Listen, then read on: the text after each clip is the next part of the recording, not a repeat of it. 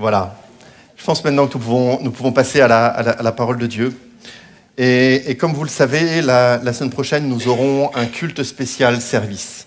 C'est-à-dire que ce sera l'occasion de présenter les différents services, les différents ministères de l'Église. Et donc, nous aurons un culte peut-être un peu plus court que d'habitude, mais aussi pour laisser l'occasion aux activités de l'Église, aux ministères, aux services de l'Église de pouvoir se présenter, mais aussi pour vous, peut-être, de vous rendre compte de tout ce qui est fait dans notre assemblée, de comment l'Assemblée travaille dans divers domaines, et c'est vraiment très, très varié, mais aussi peut-être vous impliquer, peut-être se dire, moi j'aimerais m'engager un petit peu plus dans l'œuvre du Seigneur au service de l'Église. Et donc nous avons pensé aussi que, en vue de ce culte service, il serait bon de parler ensemble par rapport au thème du service, ce qu'est le service selon la parole de Dieu. Et donc moi je vais commencer ce thème-là ce matin, et le pasteur Eric continuera sur le sujet la semaine prochaine. Et on s'est arrangé pour se compléter et pour pas qu'il y ait de redites l'un avec l'autre.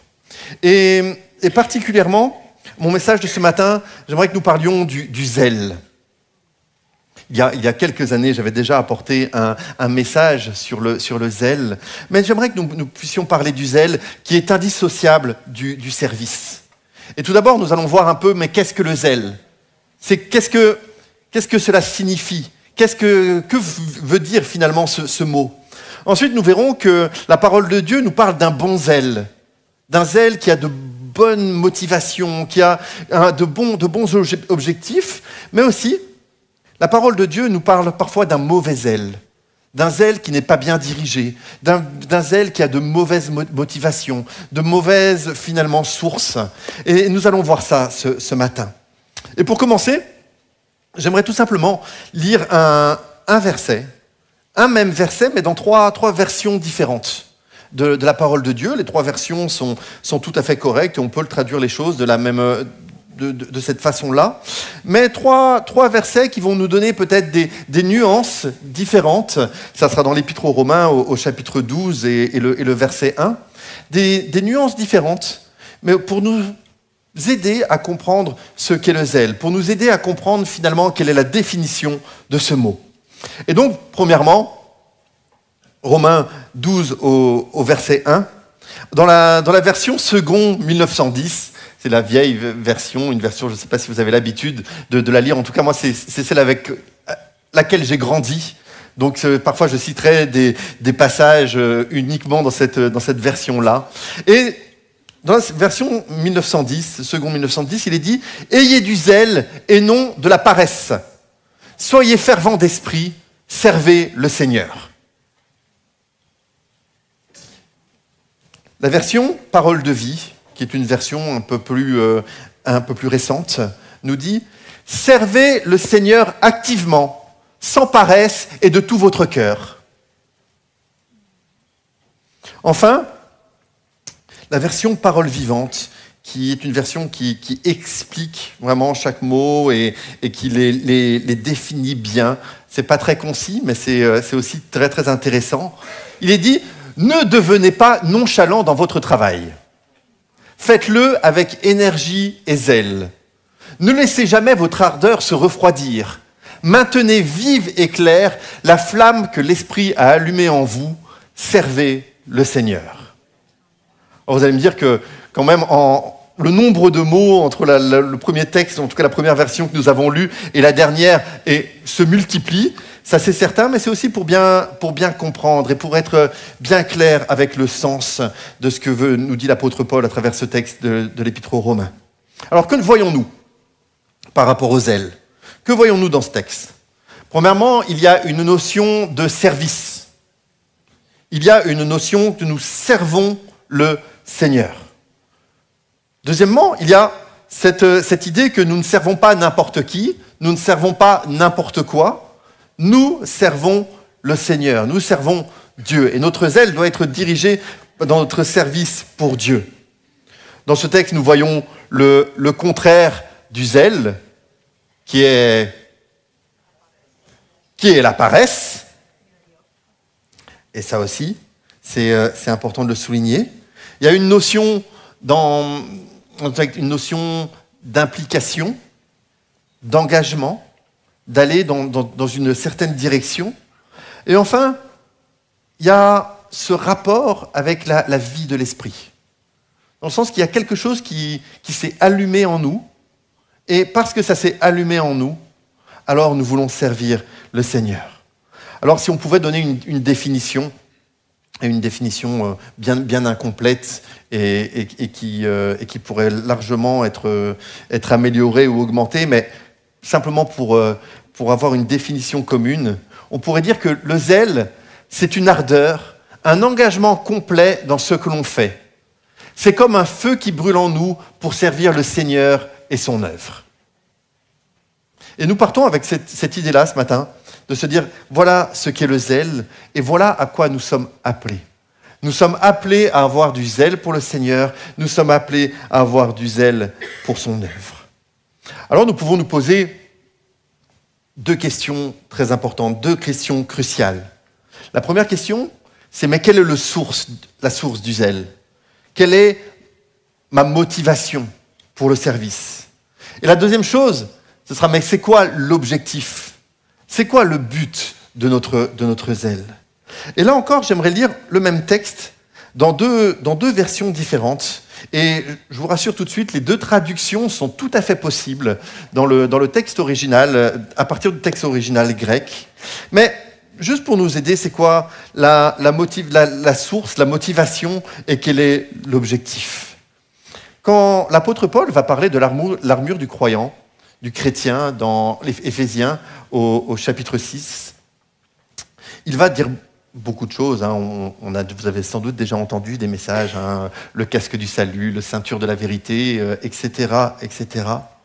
Et il va dire, et on lit dans la version seconde 1910, il est dit « Mettez pour chaussure à vos pieds le zèle que donne l'évangile de paix. » Et donc, dans cette version, dans cette traduction, nous voyons que le zèle provient de l'évangile de paix. Nous voyons que l'évangile, et c'est là un sens large de la bonne nouvelle, de ce que nous vivons avec Jésus, de notre rencontre avec Jésus, que cela, ça provoque en nous un zèle. Mais, ce qui est aussi étonnant, c'est que dans une version un petit peu plus récente, dans la version second 21, il est dit « Mettez comme chaussure à vos pieds le zèle pour annoncer l'évangile de paix. » Et donc, dans ce texte, l'évangile n'est pas la motivation, n'est pas la source, mais l'évangile est l'objectif. Et les deux choses sont réelles. Et je crois que c'est tellement important de nous rappeler que l'évangile, notre relation avec le Seigneur, c'est à la fois la source de notre zèle et c'est à la fois l'objectif de celui-ci. C'est notre motivation, parce que c'est parce que nous avons connu l'évangile que nous voulons servir le Seigneur. C'est parce que nous avons rencontré Jésus que nous voulons lui consacrer notre vie. Parce qu'il a changé notre existence, il nous a transformés de l'intérieur. Et comme disait une des versions que nous avons lues dans Romains 12, il y a comme un feu qui est allumé, comme un amour ardent qui est là. Et parce que nous vivons cela, alors nous voulons servir le Seigneur. Alors nous voulons déployer notre zèle pour lui, parce que nous avons d'abord été transformés de l'intérieur. Mais c'est aussi notre objectif, l'avancement du royaume de Dieu, l'annonce de l'évangile, que d'autres puissent connaître, être en relation avec Dieu, quel que soit leur âge, quelle que soit leur condition sociale, quelle que soit leur origine.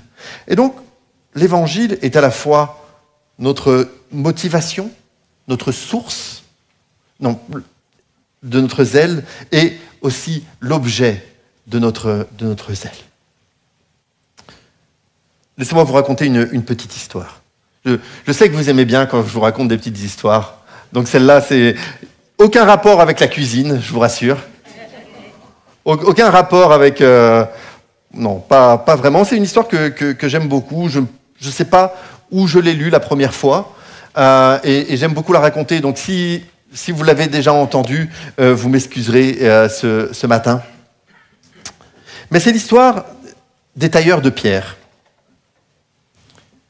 Et donc, c'est au moment de la construction des grandes cathédrales au Moyen-Âge. Et il y a un homme qui va visiter le chantier d'une construction, d'une cathédrale qui est en train d'être construite. Et donc, il y a différents corps de métier qui sont là et qui travaillent. Vous pouvez imaginer tout ce qu'il y a à faire pour construire une cathédrale. Et à ce moment-là, il y a plusieurs tailleurs de pierre qui sont là. On taillait les pierres pour construire les murs des édifices. Et donc cet homme qui visite le chantier va une première fois vers un tailleur de pierre et il va lui demander « Mais qu'est-ce que tu fais? C'est quoi ton travail ?» Et le tailleur de pierre le regarde et lui dit « Mais tu es bête ou quoi? Tu vois bien, je suis en train de tailler une pierre. » Tout à fait logique, tout à fait normal. Ensuite, ce même homme va voir le tailleur de pierre qui est juste à côté, et il va le voir et lui dit « Mais et toi, qu'est-ce que tu fais ?» Alors qu'ils font exactement le même travail. Tous les tailleurs de pierre font exactement le même travail.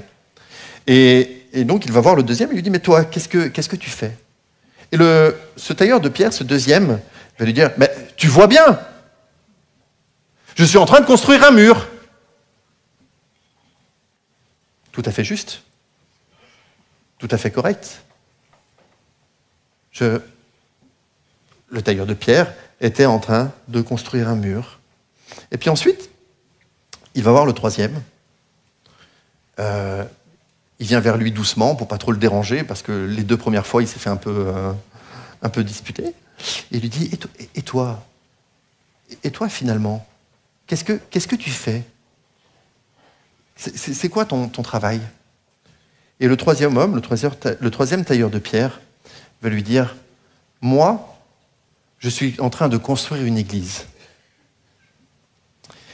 Et j'aimerais vraiment que nous puissions, ce matin, avoir cette vision, de nous rappeler que ce que nous le faisons pour le Seigneur. Parce que parfois, dans notre service, on peut avoir une vision un peu limitée de ce que nous faisons. On peut se dire, oh bon, je le fais, je sers dans l'église, mais est-ce que ça fait vraiment une différence? Est-ce que ça a vraiment une importance? Et pourtant, ça en a. Et j'aimerais vous encourager ce matin. Par exemple, pour ceux qui font partie de l'équipe de nettoyage, quand vous êtes en train de nettoyer, quand vous êtes en train de passer un coup de balai ou un coup de raclette, ce n'est pas simplement un coup de raclette que vous passez.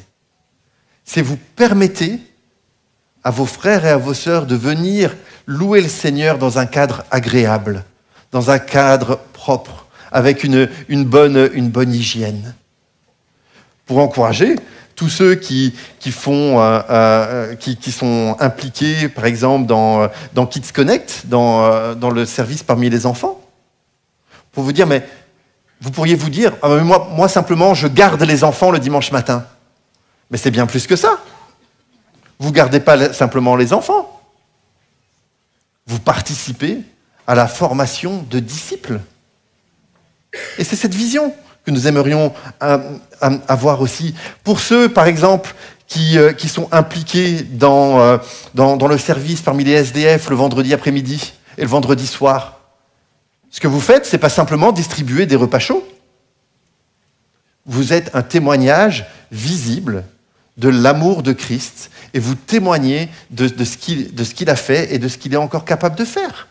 Et alors bien sûr, je ne vais pas passer tous les services ici de l'Église parce que ça prendrait un peu de temps et je ne pense pas que ça soit le moment de le faire. Mais j'espère que vous comprenez un petit peu. Notre zèle, il est pour le Seigneur. Notre service, il est pour Dieu. Il est pour lui. Et ce que nous faisons, ce n'est pas simplement limité. On n'est pas simplement des tailleurs de pierre qui taillons des pierres. Nous sommes des hommes et des femmes qui servons le Seigneur et qui aidons à la construction de son Église. c'est la source et l'objectif de notre zèle. Quelque part, vous pourrez me dire aussi ce matin, mais voilà, nous sommes une église assez nombreuse.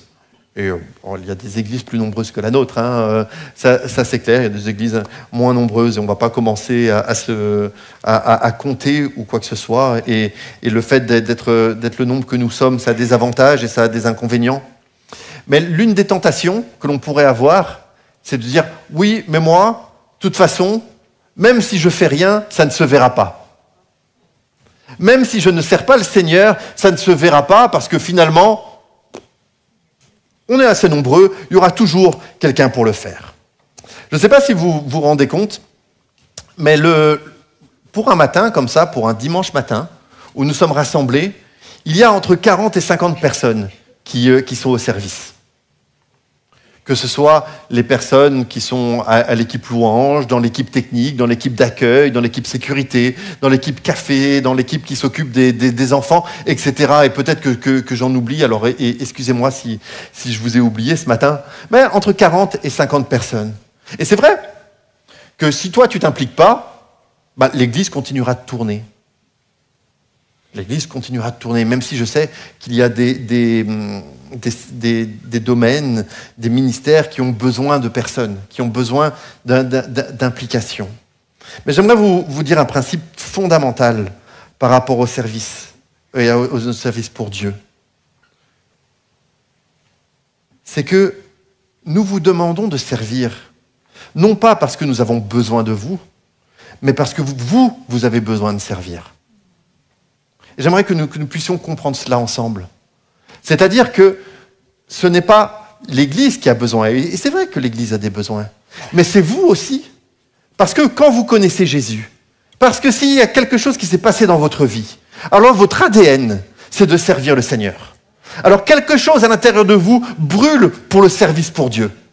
Et l'Église, finalement, c'est vous donner l'occasion d'être là, et l'occasion de mettre vos dons, l'occasion de mettre vos talents, l'occasion de mettre ce que Dieu vous a donné au service des uns et des autres, au service de vos frères et sœurs de l'Église, et au service de ceux qui ne le connaissent pas. Et moi, quand je discute avec certaines personnes, c'est comme si vous rendiez un service à Dieu quand vous faites quelque chose. J'aimerais que vous puissiez comprendre que servir, c'est une opportunité pour vous. C'est un ministère pour vous, pour que vous puissiez grandir là dans ce que Dieu vous a donné. Alors, qu'est-ce que le bon zèle ? Puisque nous parlons de ça. Et là, la Bible nous donne plusieurs caractéristiques de ce qu'est le bon zèle, c'est-à-dire un zèle qui est ancré dans le salut en Jésus et un zèle qui recherche l'avancement du royaume de Dieu. La première caractéristique, c'est que c'est un zèle constant. Il est dit dans Galates au chapitre 4 et au verset 18, « Il est beau d'avoir du zèle pour ce qui est bien et en tout temps, et non pas seulement quand je suis parmi vous. » Visiblement, l'apôtre Paul ici parle aux Galates, et les Galates étaient très empressés quand finalement Paul était là, mais une fois qu'il était parti, c'était un petit peu plus cool. On va dire qu'ils étaient moins motivés et moins amenés à faire le bien. Et donc, uniquement quand il était présent. Et Paul les invite à être constants. Pas simplement quand il est là, pas simplement quand il les regarde, mais aussi quand il n'est pas là. Je regarde si mes enfants sont là, si mes garçons sont là. J'en ai un et j'en ai deux. Ok, c'est très bien. Bouchez vos oreilles un instant. J'aime mes enfants. Mais, on va dire en général, sans forcément... pour ceux qui ont des parents adolescents, par exemple... Non, des parents adolescents, ça ne va pas. Des enfants adolescents, c'est bien. Des enfants adolescents, c'est bien. C'est bien.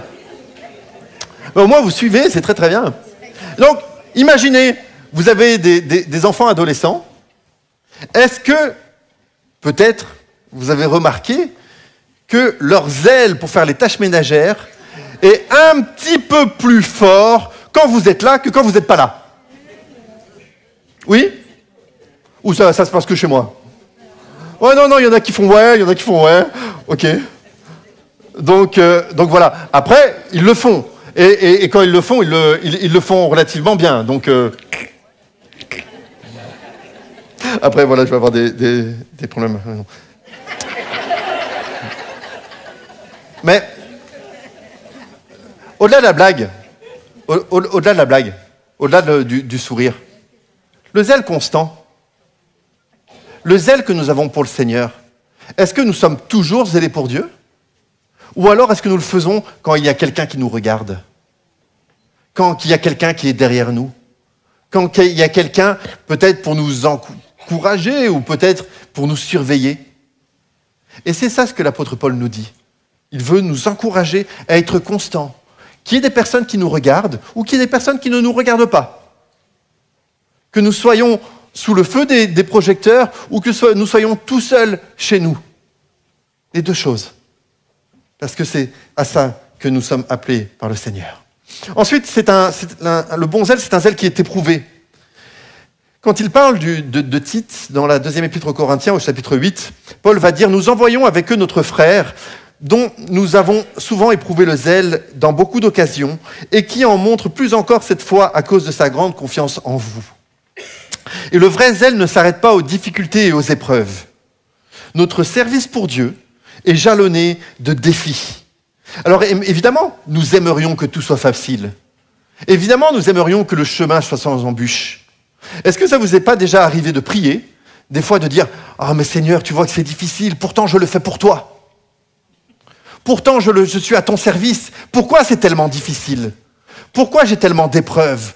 Pourquoi ça me semble tellement lourd ?» En tout cas, moi, c'est une prière que j'ai déjà faite.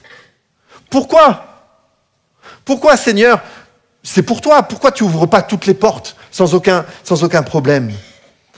Alors, je pense que, évidemment, dans le cheminement, le Seigneur veut nous apprendre quelque chose. Mais il faut bien être clair que notre zèle va aussi parfois rencontrer des difficultés.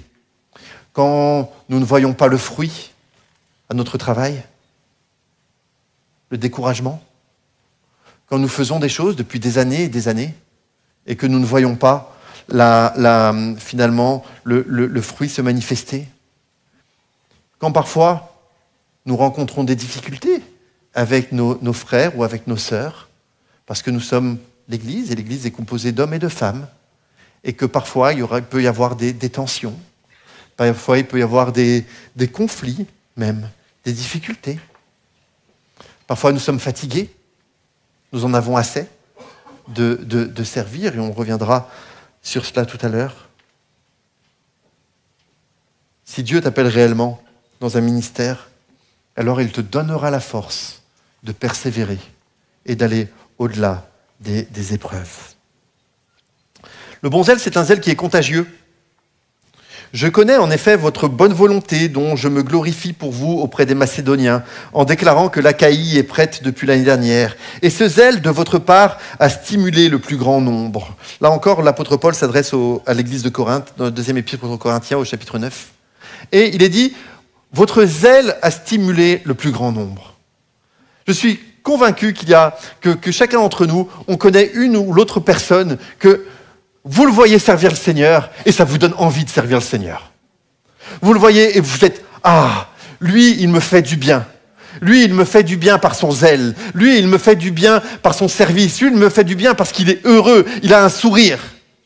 Il est joyeux de servir le Seigneur. » Et puis, malheureusement, parfois, il peut y avoir des personnes qui, quand ils servent le Seigneur, ils tirent tellement la tête que vous vous dites « Waouh, moi, j'ai pas envie de servir Dieu. Moi, j'ai pas envie d'être comme lui. Moi, j'ai pas envie de continuer et de devenir comme cette personne. » Le zèle contagieux. Et je nous encourage, vraiment chacun d'entre nous, à manifester cette joie dans le service. Là où vous êtes, dans ce que vous faites, même la plus petite chose, faites-le avec joie. parce que vous le faites pour le Seigneur. Faites-le avec enthousiasme, parce que vous le faites pour celui qui a sauvé votre vie. Faites-le parce qu'il y a quelque chose qui brûle dans votre cœur et que vous avez envie vraiment de le faire du mieux possible. Il y a ce zèle qui est contagieux. Soyez contagieux dans votre zèle.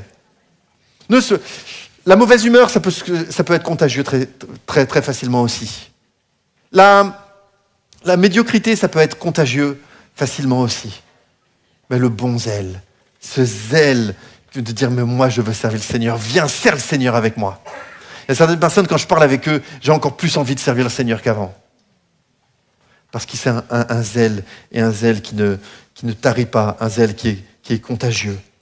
Alors évidemment, comme le zèle peut être bon, le zèle peut avoir aussi de mauvaises motivations et de mauvais objectifs. Premièrement, la Bible nous parle dans Romains 10 par rapport au zèle qui est sans intelligence. Je leur rends le témoignage qu'ils ont du zèle pour Dieu, mais sans intelligence. Et c'est ce que l'apôtre Paul va dire par rapport à ses frères juifs qui étaient zélés, qui étaient très engagés, mais qui ne connaissaient pas Jésus. Et donc l'exemple type, c'est Paul avant sa conversion, Paul avant sa rencontre avec Jésus sur le chemin de Damas. Il était très zélé. Vraiment, il avait un zèle, il persécutait les chrétiens et il le faisait avec beaucoup d'enthousiasme et avec beaucoup de zèle. Il croyait pourtant faire l'œuvre de Dieu. Et j'aimerais vraiment nous encourager à ce que notre zèle soit un zèle avec notre intelligence. Et le zèle de notre intelligence, c'est aussi savoir que nous avons des limites. Et j'aimerais vraiment que nous soyons conscients ce matin que nous avons des limites et que nous ne pouvons pas tout faire tout le temps. Nous avons des limites physiques, bien entendu. Nous sommes humains, nous ne pouvons pas être à deux endroits en même temps.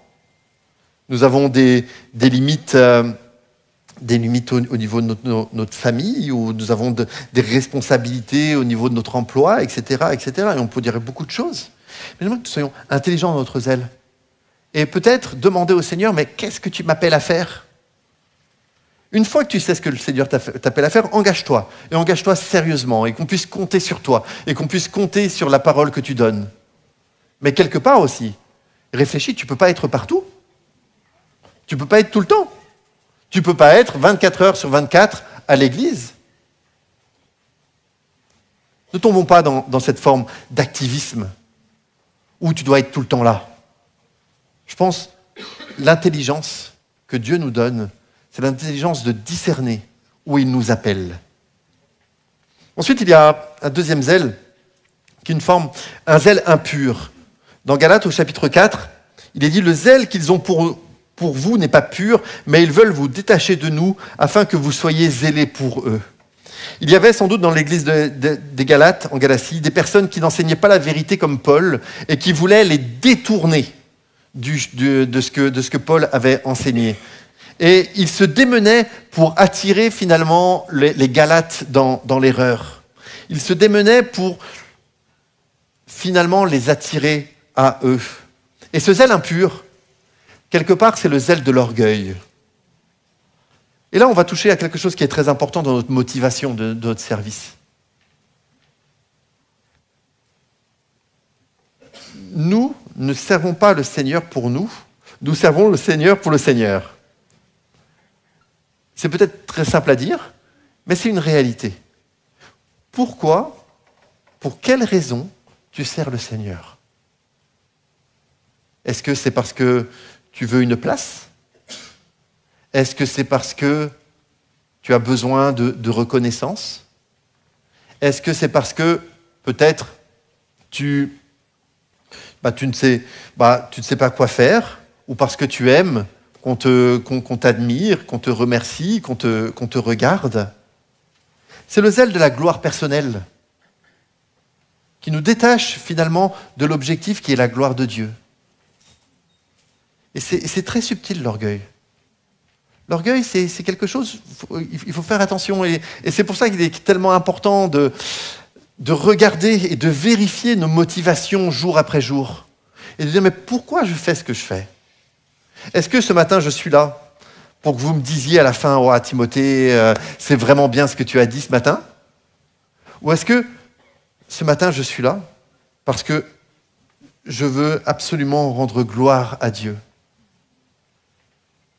Et on pourrait se poser la question, pourquoi nous faisons ce que nous faisons? C'est ça, le zèle qui n'est pas pur, qui n'a pas de bonne motivation, qui est contaminé par l'orgueil. Cette volonté de se mettre toujours en avant. Enfin, j'arrive bientôt à la fin de mon partage de ce matin, il y a le zèle amer. Mais si vous avez dans votre cœur un zèle amer et un esprit de dispute, ne vous glorifiez pas et ne mentez pas contre la vérité. Cette sagesse n'est point celle qui vient d'en haut, mais elle est terrestre, charnelle, diabolique. Car là où il y a un zèle amer et un esprit de dispute, il y a du désordre et toutes sortes de mauvaises actions, nous dit Jacques au chapitre 3, les versets 14 et de 14 à 16. Ici, Jacques va nous mettre en garde contre le zèle amer et contre l'esprit de dispute. Il sait très bien qu'il peut y avoir des disputes dans l'Église. Et une des raisons principales des disputes, c'est une forme de comparaison. Et dans le service, ça peut être très subtil, cette idée de comparaison. Cette idée de dire « j'en fais plus que lui ». Je suis meilleur que lui. Je suis plus souvent à l'église que lui. J'aimerais que nous puissions nous rappeler ce matin que nous sommes responsables devant Dieu. Nous sommes responsables de notre propre vie. Après, la vie des autres, c'est Dieu qui s'en occupe.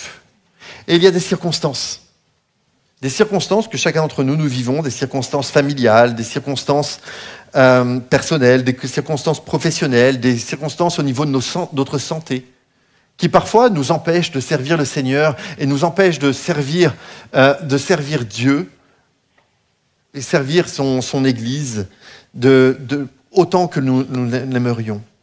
Mais j'aimerais aussi qu'on puisse se rendre compte que le zèle, c'est pas simplement être à l'Église. Et ça, les deux choses sont différentes. Le zèle, c'est pas simplement être à l'église. Et le service, c'est pas simplement à l'église. Vous savez, prier, c'est servir le Seigneur.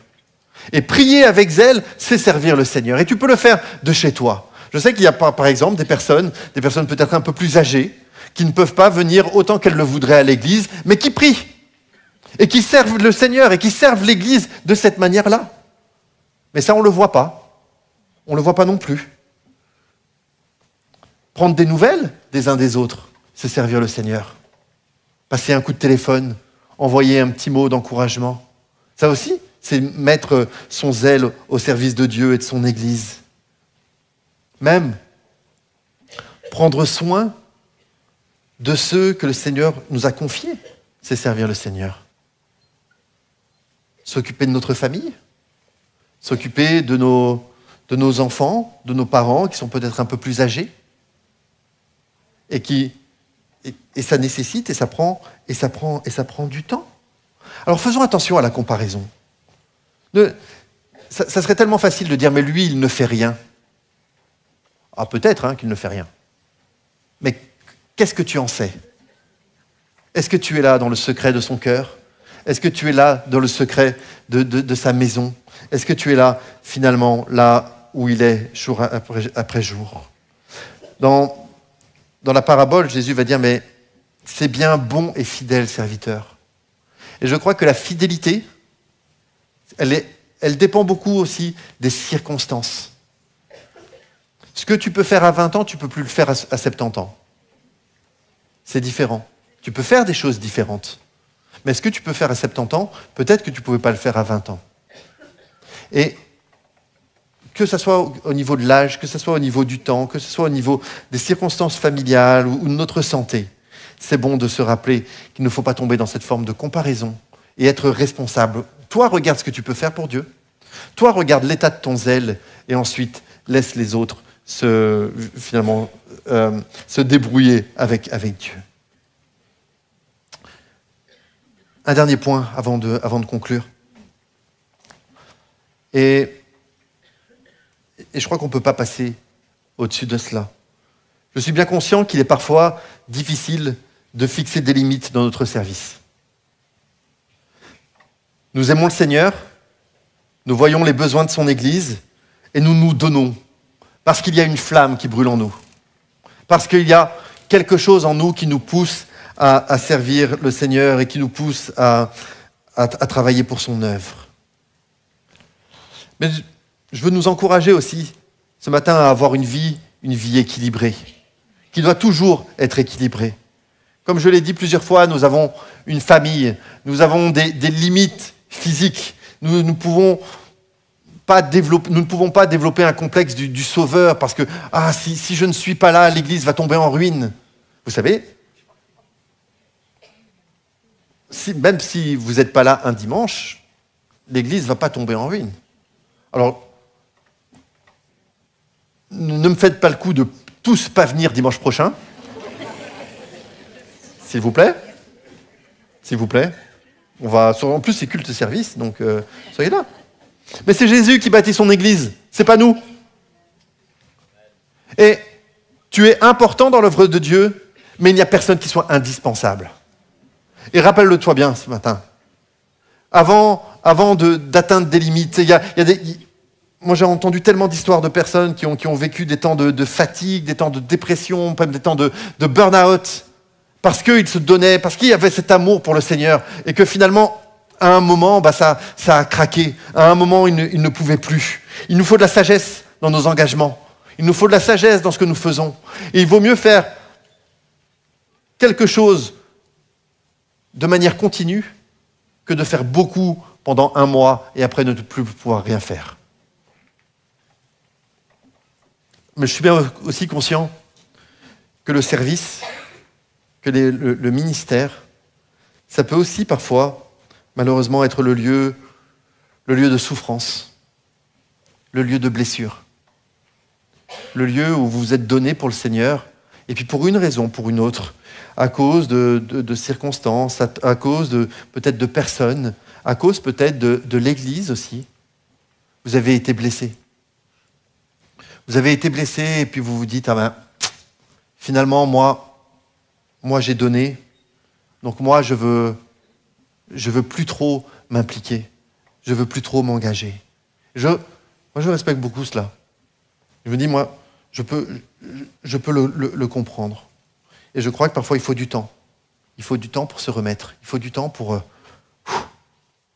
dire, ouais Seigneur, maintenant je veux retourner dans ton œuvre. Venez à moi, vous tous qui êtes fatigués et chargés, et je vous donnerai du repos. Et ce matin, j'aimerais que nous soyons encouragés. Pour ceux qui servent le Seigneur activement, j'aimerais que vous soyez encouragés de continuer à le faire. Pour ceux que vous le faites, mais vous ne savez plus trop pourquoi et vous n'êtes plus trop sûr, j'aimerais que vous soyez encouragés à aller encore plus loin. Pour ceux peut-être qui ne sont pas engagés ou qui finalement ne sont pas très zélés, alors je vous encourage à connaître ce zèle et à vivre ce zèle avec le Seigneur. Et à tous ceux qui ce matin, vous êtes blessés par le service, vous êtes fatigués par le service, parce que ça peut être aussi le lieu de fatigue.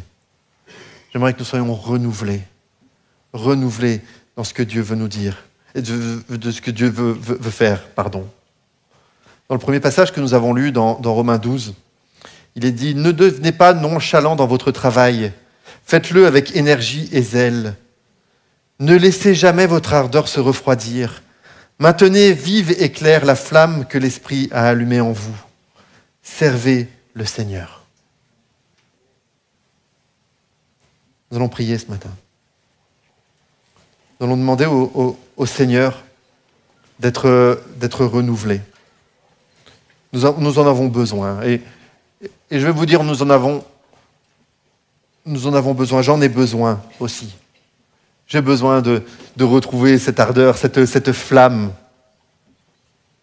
Moi aussi que nous puissions nous rappeler pourquoi nous le faisons et comment nous le faisons. Seigneur, je te remercie ce matin pour ce temps que nous avons eu ensemble autour de ta parole.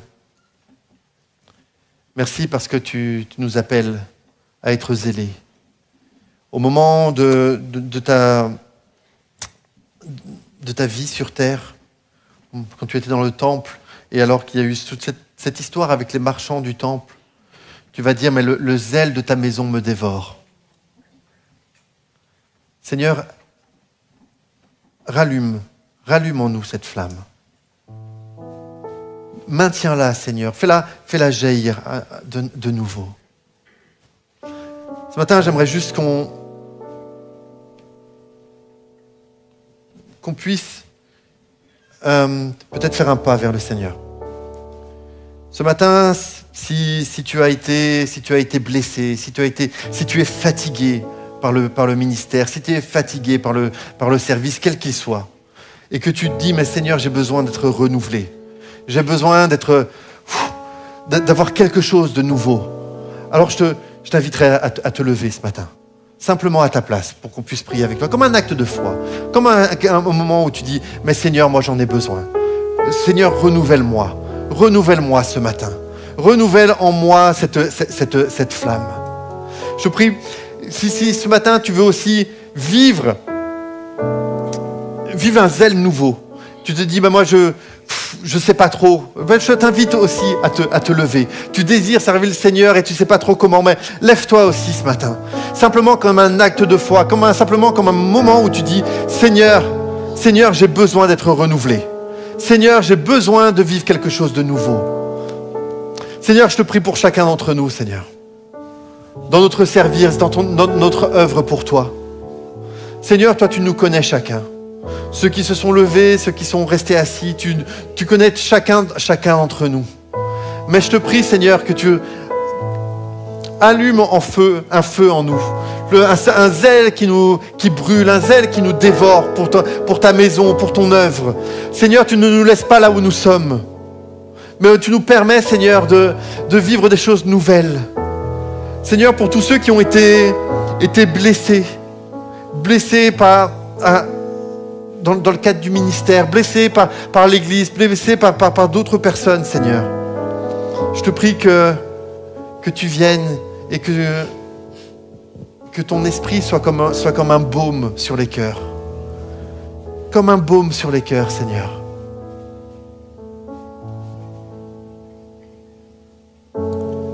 Seigneur, je te prie déjà pour notre rencontre de la semaine prochaine, pour ce culte service. Seigneur, nous ne voulons pas remplir des cases.